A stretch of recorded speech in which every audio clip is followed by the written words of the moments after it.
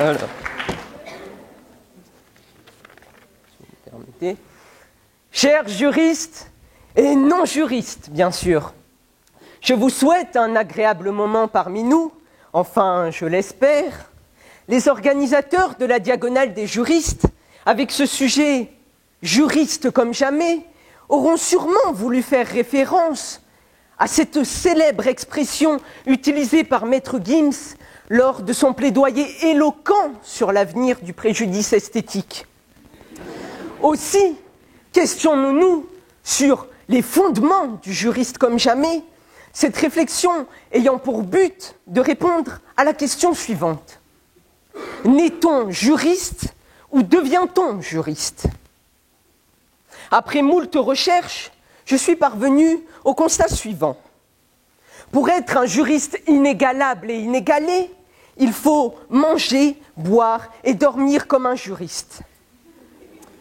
Tout d'abord, manger comme un juriste. Qu'est-ce que cela recouvre? Manger comme un juriste, c'est ce que nous faisons, nous, étudiants, qui sommes contraints d'ingurgiter au cours de notre cursus un nombre incalculable de textes et de lois qui parfois, vous le concéderez, sont indigestes. Ce n'est d'ailleurs pas anodin si l'ancêtre du Code civil créé par Justinien s'appelait indigeste. Indigeste.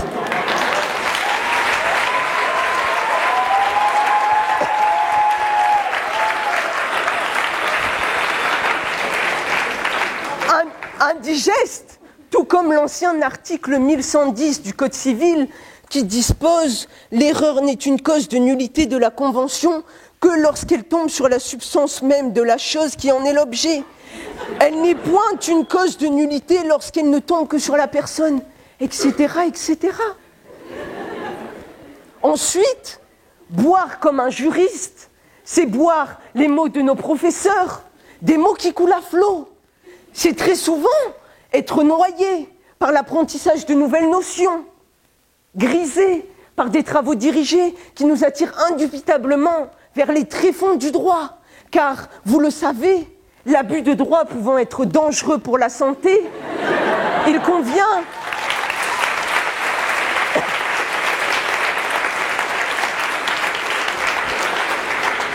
convient de le boire avec modération.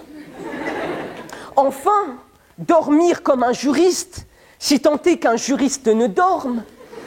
Je sais, vous allez me dire, on sait ce que c'est, on l'a tous expérimenté toujours au moins une fois dans cet amphithéâtre.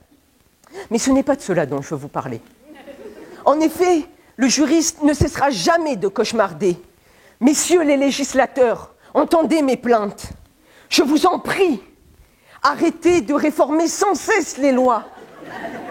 C'est vrai quoi? Un jour, c'est la cause, le lendemain, l'objet. Par ailleurs, le juriste ne peut se laisser tomber dans les bras de Morphée, car il risquerait de perdre un temps précieux sur ses travaux de révision. En conclusion, on ne naît pas juriste, on le devient. Et à la lumière de ce qui a été dit, lorsque l'on y prend goût, cela devient vital, comme manger, boire et dormir. Merci.